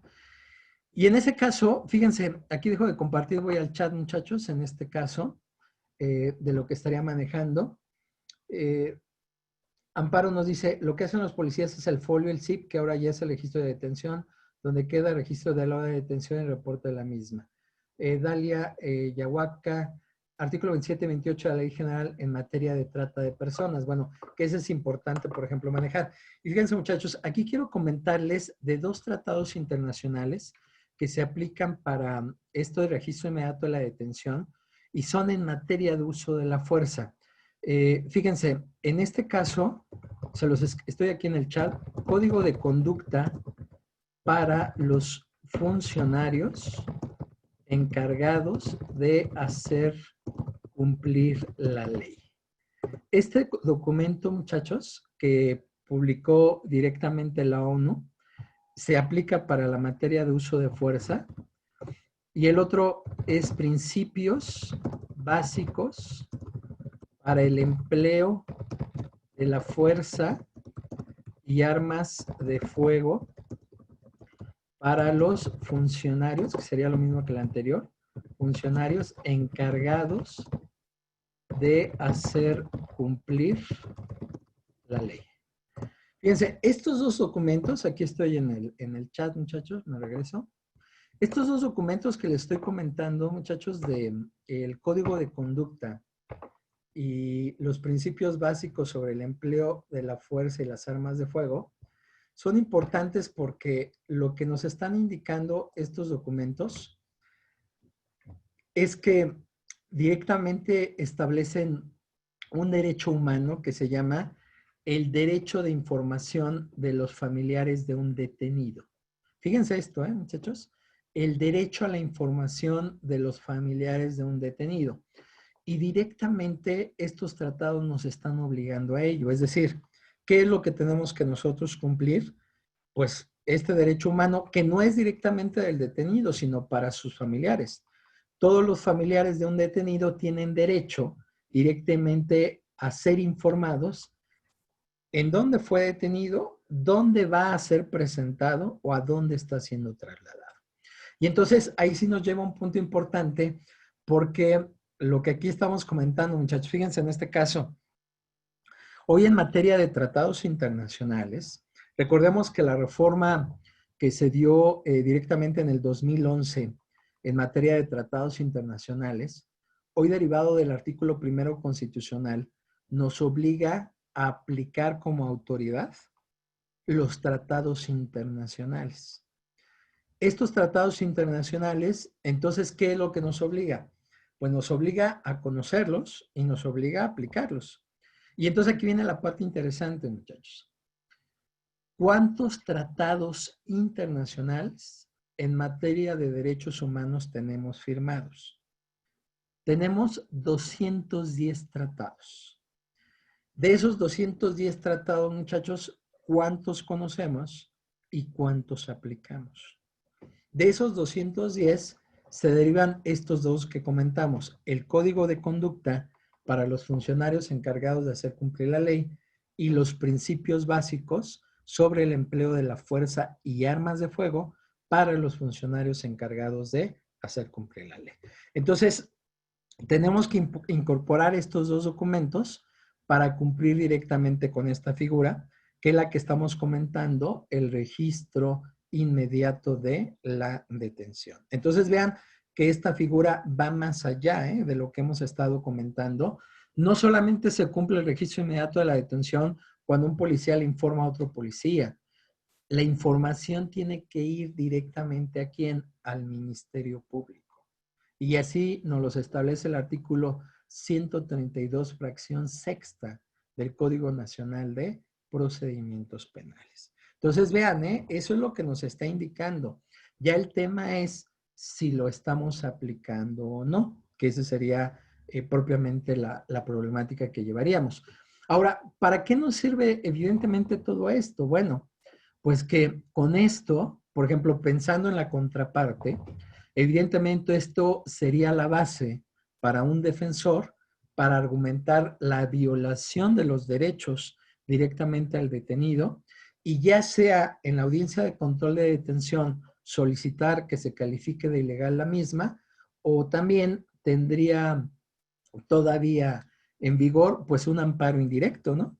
Tiene también un amparo indirecto donde señale que hubo violación en relación con esa detención. Es decir, tiene la manera de hacer valer, en este caso, la violación de sus derechos.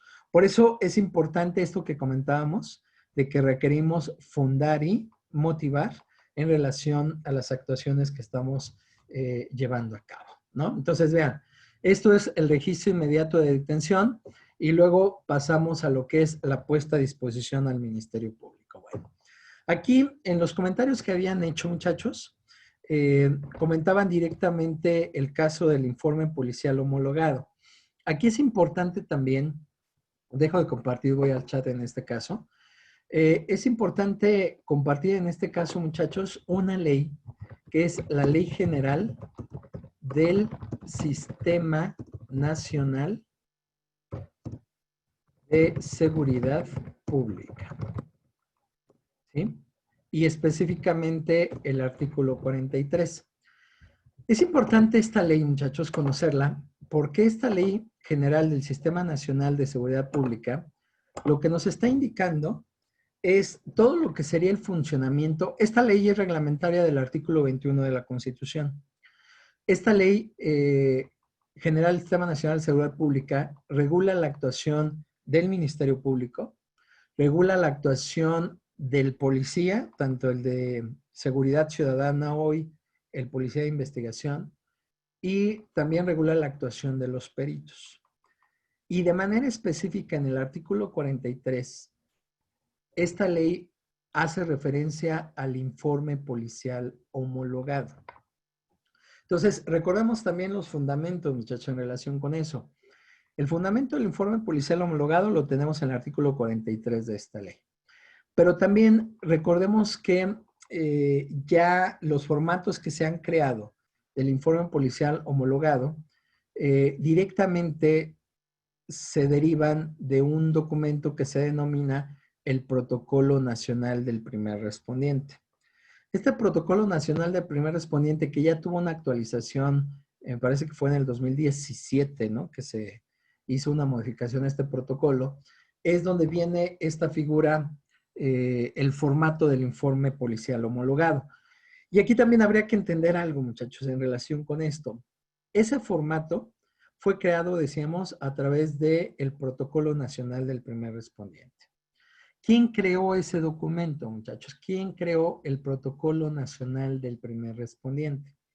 Bueno, este documento fue creado de lo que fueron la Conferencia Nacional de Procuradores, en ese momento se denominaban, y Secretarios de Seguridad Pública, que se llevó en el año del 2012.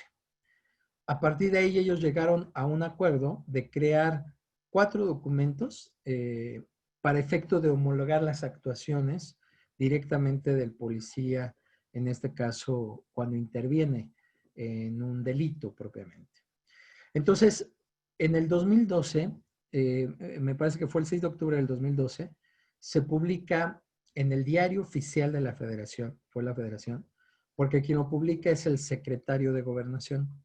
Y publican ahí 4 documentos. Se publica el Protocolo Nacional del Primer Respondiente, se publica la Guía Nacional de Cadena de Custodia, se publica propiamente lo que sería el documento derivado de traslados, traslado de objetos y traslado de personas, y el cuarto documento se refiere a la policía con capacidades para procesar. Esos 4 documentos se publicaron en 2012 y aquí viene la parte interesante. Lo publica la Secretaría de Gobernación.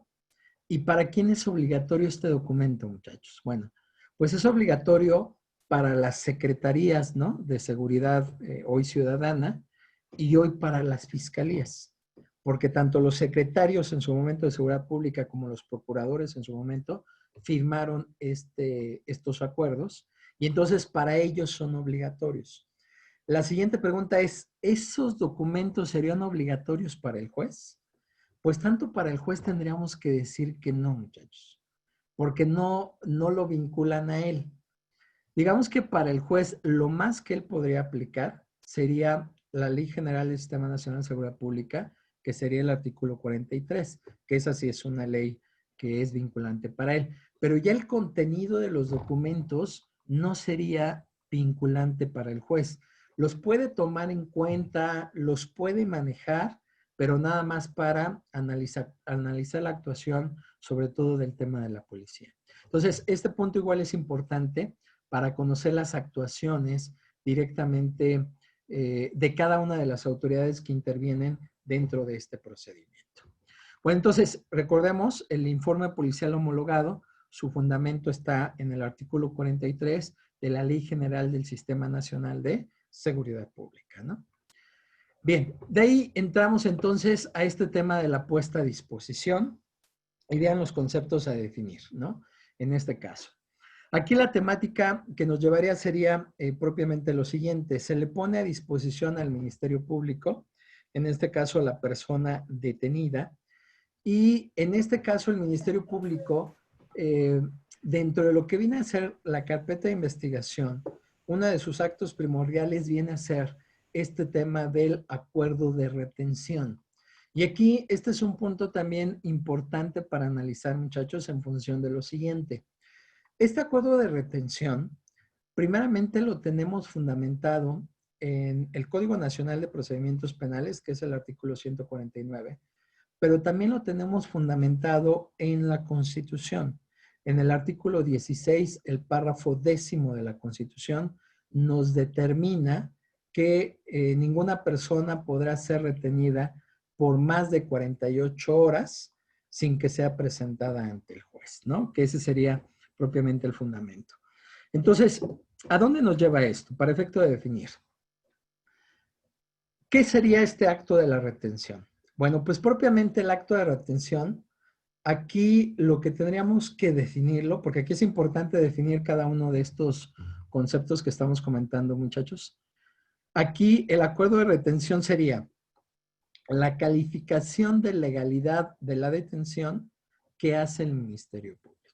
Es decir, el Ministerio Público tendría que determinar si la detención que hizo el policía fue legal, es decir, si fue detenido en flagrancia, como lo estamos comentando, en una flagrancia pura o en una cuasiflagrancia, y si fue detenido así, entonces va a dictar su acuerdo de retención, ¿sí? Que esa sería la parte básica que tendría que hacer el Ministerio Público. En caso que determinara el Ministerio Público que no fue detenido en flagrancia, entonces tendría que dejarlo en libertad y continuar la investigación sin detenido. Evidentemente, en ese caso, no dicta el acuerdo de retención, ¿sí? Que eso sería propiamente lo que nos lleva. Y aquí esta figura nos ha causado mucha polémica en relación a lo siguiente. Para poderla hoy entender dentro de este sistema acusatorio, nos tiene que determinar que este es el acuerdo que el Ministerio Público se tiene que pronunciar directamente, es decir, se lo presentan, tiene que revisar inmediatamente si fue detenido en flagrancia y si lo fue, entonces dictar el acuerdo de retención, ¿sí? Porque a partir de eso, lo que implica es que con este acuerdo de retención, el Ministerio Público lo que está diciendo es que la competencia le corresponde a él y por lo tanto todo lo que viene a ser su propia situación jurídica ya la está determinando en esa mecánica. Entonces, con ese acuerdo nos está determinando una situación de protección de los derechos que nos está señalando bajo esa misma temática. Por eso es importante establecer este concepto. Y esto, de acuerdo al 149, tiene que dictarse de manera inmediata, ¿no? Que es lo que nos llevaría directamente a este acuerdo. Entonces, esta figura es la que nos determina este punto que estamos comentando en relación directamente a este concepto. El tema que decíamos, la duplicidad en tratándose de delincuencia organizada y la presentación a lo que sería el juez. Ahora, el tema de la puesta a disposición al juez, muchachos. Aquí tenemos los plazos de 48 horas. La pregunta sería, ¿en qué momento inicia este plazo de 48 horas? Y sobre todo, que esa es la parte interesante para nosotros, ¿cuál es el fundamento legal, ¿no?, del inicio del plazo de 48 horas para el Ministerio Público? Porque esas son el plazo que tiene para presentarlo ante el juez, ¿no? Entonces, aquí la pregunta de manera específica sería, ¿cuál es el fundamento legal, ¿no?, que tendríamos para el inicio de las 48 horas del Ministerio Público? Y en este caso, en el mismo sentido, nos vamos el tema del fundamento para determinar específicamente si le estamos protegiendo sus derechos. Bien, aquí me voy al chat, muchachos. Angélica nos dice, tengo una duda. ¿Las 48 horas se cuentan a partir de la hora de la detención o del inicio de la carpeta de investigación? ¿Qué es lo que estamos preguntando, Angélica? Mi punto de vista es desde la detención. Bueno, aquí el problema, muchachos, que estamos comentando, y esa es la pregunta, es el fundamento legal. Y aquí lo que les tendría que decir es que no hay un artículo ni en la Constitución ni en el Código Nacional de Procedimientos Penales que nos indiquen, en este caso, en qué momento inicia el plazo de las 48 horas. Verónica López nos dice, algunos jueces de control señalan que debería ser desde el momento de la detención. Bueno, eso sería muy garantista, Verónica López, ¿no? En ese caso, pero efectivamente hay quienes así lo comentan. Brenda Edith nos dice, a partir de la puesta a disposición. Ana Claudia García, a partir de la puesta a disposición, ¿no? Bueno, el tema entonces sería, la respuesta efectivamente sería a partir de la puesta a disposición, efectivamente. A partir de la puesta a disposición. Serrano nos dice, empieza a contabilizar el desaparecido de detención, tan es así que se asienta ahora de los informes del policía. A partir de la puesta a disposición, Marvac nos dice, yo considero que comienzan a contar desde la puesta a disposición y si bien es cierto no hay un artículo que establezca desde cuándo comienza a correr, sí señalan que es a partir de la puesta a disposición. Si el fundamento para la puesta a disposición sería a través de una jurisprudencia, que es la que señala que a partir de la puesta a disposición,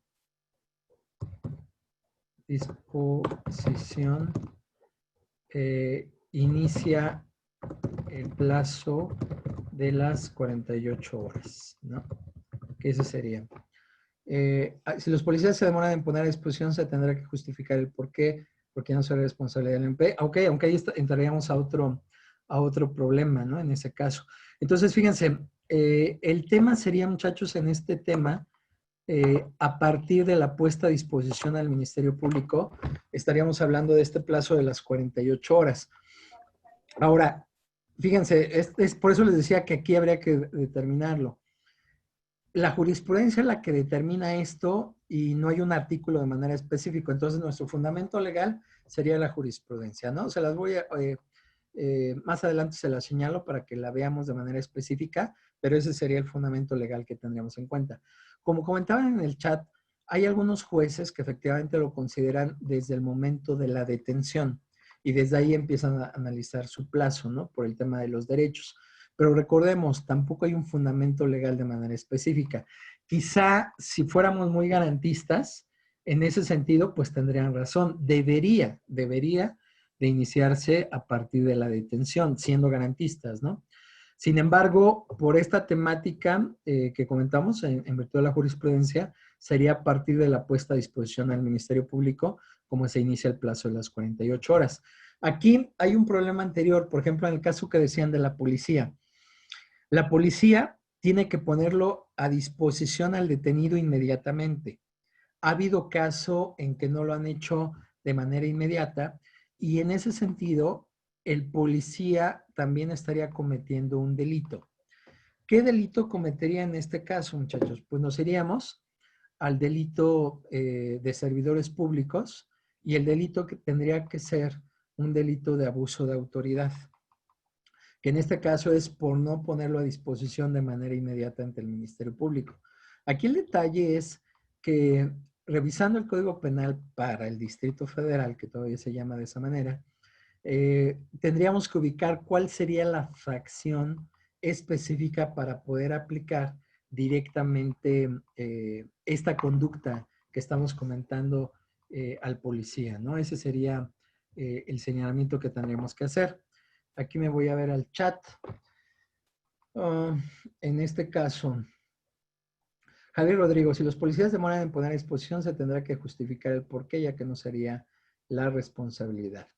Belia Valencia, a partir de la puesta a disposición, pues se inicia el cómputo de las 48 horas.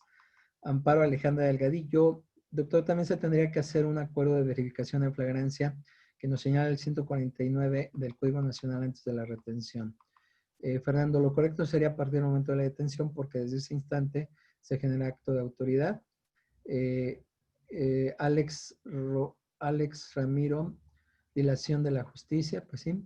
Alexa González, tengo entendido que el doctor hace referencia al acuerdo de verificación de flagrancia cuando refiere que en la FP califica la legalidad de la detención, no se lo entendí yo. Bueno, fíjense, en ese tema, muchachos, de la verificación de la flagrancia, aquí igual les comento algo que tendremos también que señalarlo. Fíjense, de manera específica, tendríamos que comentar lo siguiente. La figura que se tiene que aplicar es, al nivel, por ejemplo, constitucional, es un acuerdo de retención. Por eso decíamos el fundamento legal, artículo 16, párrafo 10º de la Constitución, donde nos establece, ninguna persona podrá ser retenida, ahí viene esta palabra retenida, por más de 48 horas, ¿no? Ante el Ministerio Público. Entonces, ¿qué es lo que nos está señalando? Que la Constitución nos está determinando que el acto que realiza el Ministerio Público, el acto es directamente la retención. Eso es lo que constitucionalmente se tiene que llevar a cabo.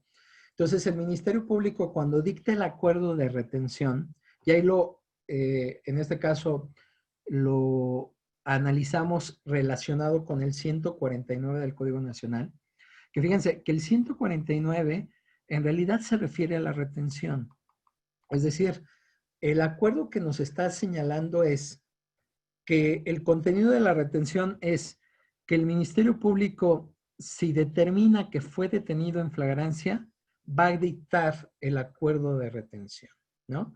Y ya dictando este acuerdo de retención es constitucional y ese tendría que ser el único en realidad.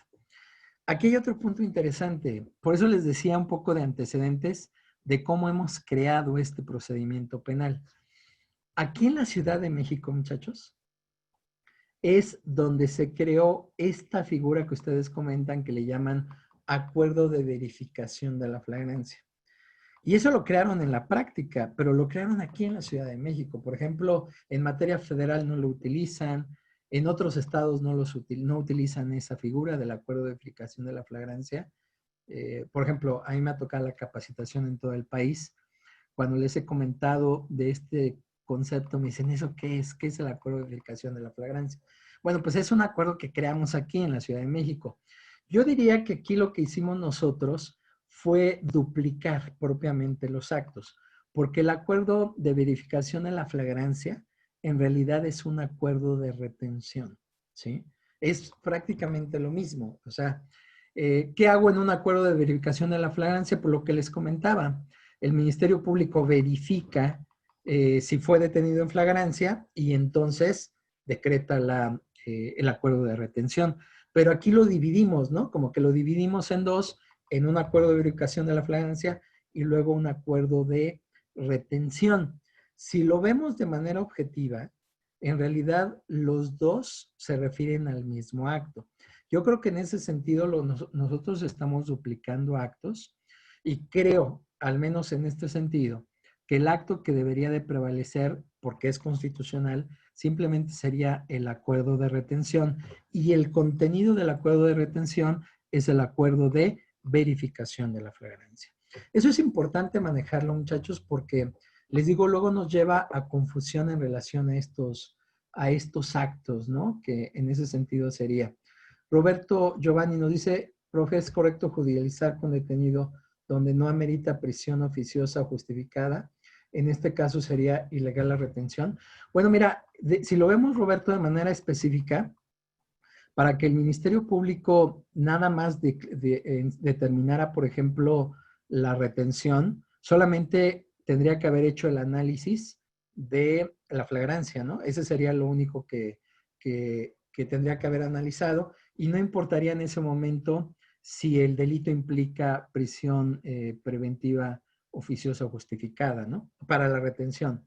Ya para lo que tú dices de judicializar, llevar el asunto ante el juez, a lo mejor ahí ya tendríamos que entrar al artículo 140 del Código Nacional y ya el Ministerio Público, con base en el 140, tendría que determinar si le otorga su libertad al imputado o no, con lo que nos determina el 140. Porque el 140 lo que indica es que el Ministerio Público podrá decretar la libertad siempre y cuando no se trate de delitos de prisión preventiva oficiosa, ¿no? Entonces, si no es de esos delitos, lo puede dejar en libertad. Pero para hacerlo, ahí viene el otro requisito. Lo hará cuando el Ministerio Público no va a solicitar ante el juez la prisión preventiva justificada. Entonces, ahí es donde tendría que analizar por qué no le está otorgando su libertad. Y entonces, en ese caso, si él considera que va a solicitar prisión preventiva justificada, sí sería válido solicitar, propiamente judicializar este asunto, ¿no?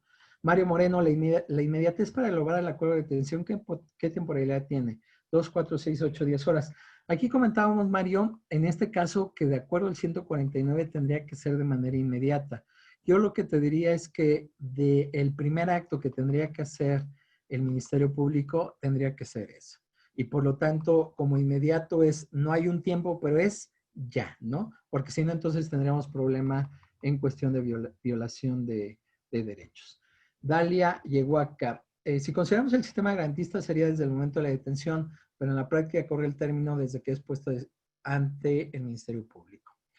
Ani, así también durante el plazo de retención, el MP analiza la necesidad de dicha medida y realizará los actos de investigación que considere para, en su caso, ejercer la acción penal, ¿no? De acuerdo a lo que establece el 149. Efectivamente, entonces, fíjense, aquí lo que es importante manejar, muchachos, y que les quiero comentar en este caso, es importante fundar y motivar. Por eso les decía que tendríamos que analizar estos documentos.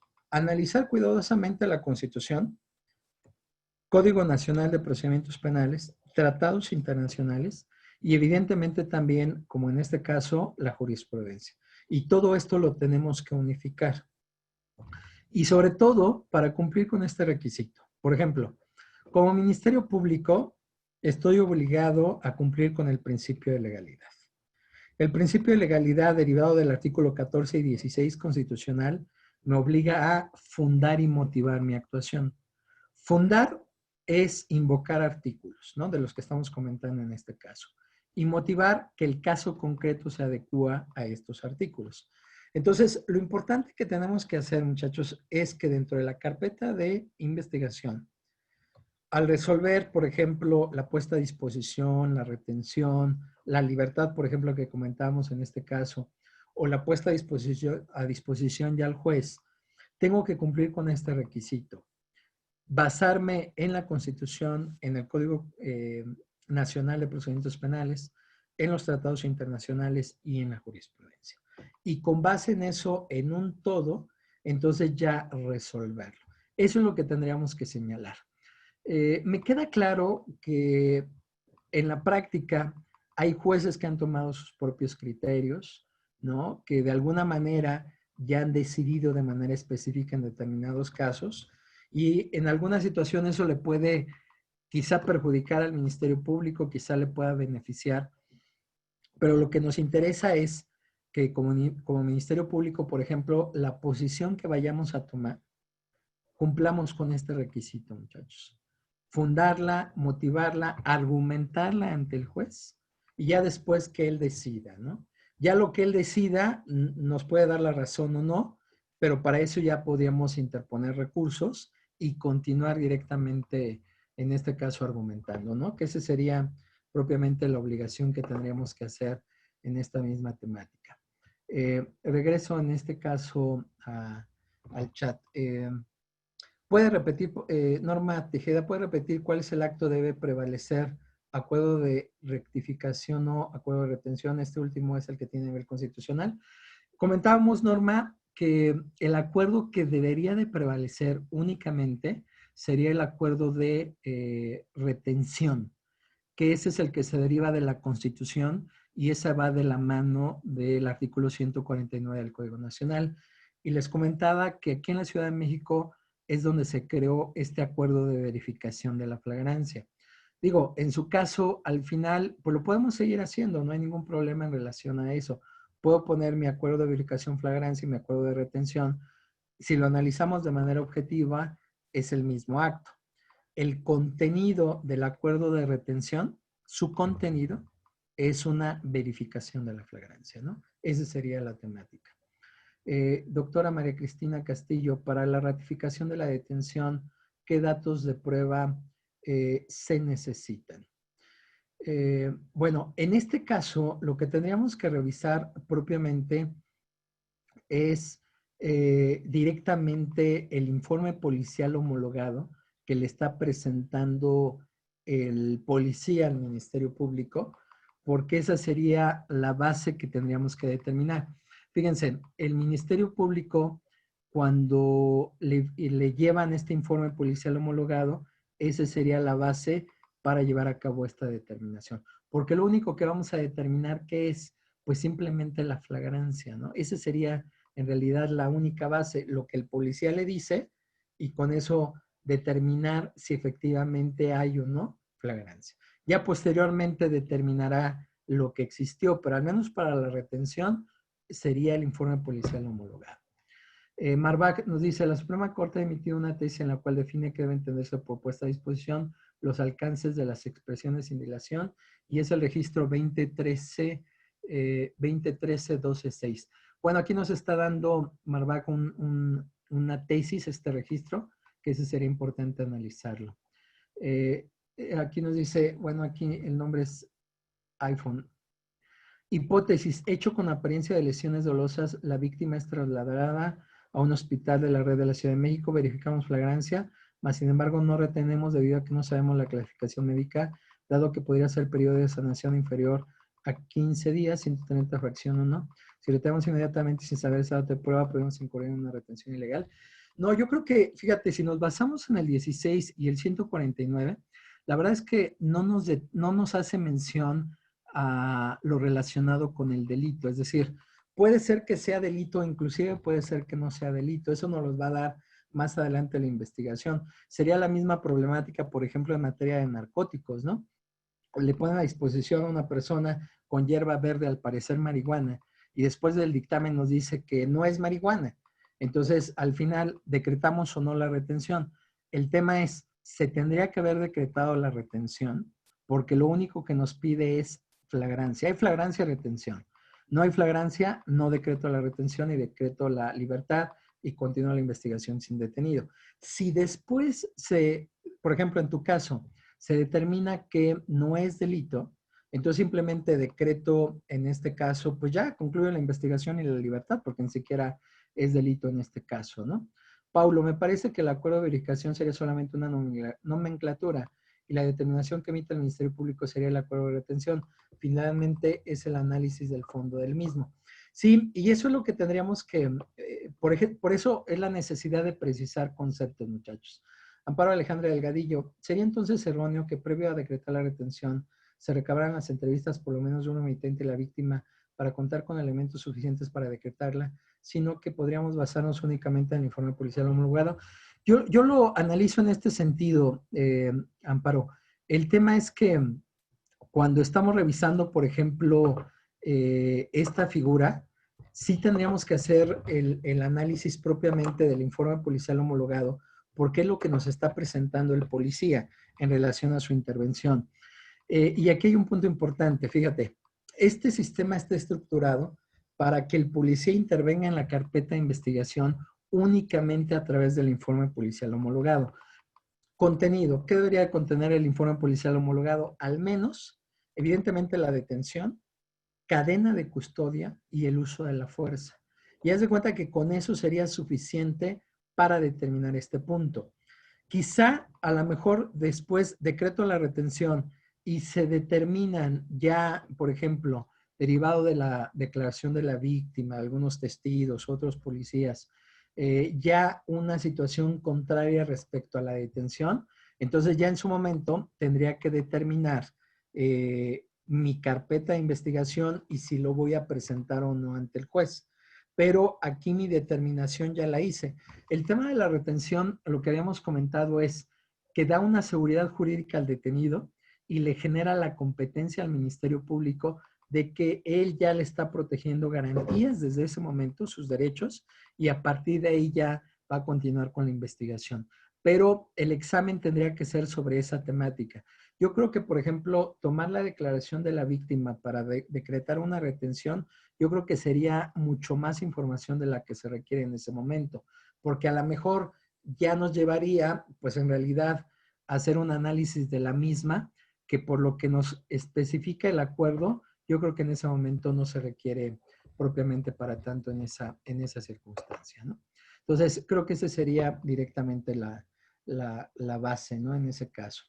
La doctora en algunas nos comenta en ese caso. Bueno, muchachos, pues bueno, ya se nos está, gracias a ti, Amparo Alejandra, ya se nos está acabando esta sesión que es de 2 horas. Espero que les esté sirviendo esta información. Tenemos la siguiente sesión el día jueves, muchachos. Y bueno, pues el curso es suyo, muchachos. Si quieren alguna pregunta en específico, algún tema en específico dentro de esto que estamos señalando en la carpeta de investigación, con todo gusto. Doctora María Cristina, en algunas audiencias los defensores argumentan que ratifican la detención sin saber si era delito o no y refieren a que violaron sus derechos. Claro, pero aquí lo que comentábamos, que para la ratificación, la verdad no sabemos y no nos requiere que realmente se encuentre acreditado el delito. Lo único que nos dice es flagrancia sí, retención. No hay flagrancia, adiós. Si más adelante se demuestra que no hay delito, pues eso va a determinar el Ministerio Público, ¿no? Que ese sería. Las láminas también se las vamos a hacer llegar también para que las tengan, muchachos. Gracias a ustedes, es un gusto estar en este curso. Les agradezco su intervención y gracias por sus comentarios. Y bueno, pues continuamos entonces el día jueves, muchachos, igual a las 5, con esta circunstancia. Les agradezco su intervención, gracias a todos ustedes y continuamos el día jueves. Gracias a todos ustedes, muchachos. Que tengan una excelente tarde y noche. Nos vemos el jueves. Así es, muchachos. Gracias, muy amable. Gracias, doctor. Muchas gracias.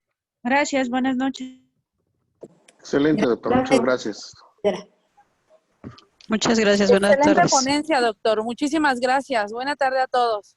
Muchas gracias. Hasta luego. Gracias, hasta el jueves. Gracias, doctor. Muchas gracias. Gracias, doctor. Buenas tardes. Saludos a todos. Buenas tardes. Muchas gracias.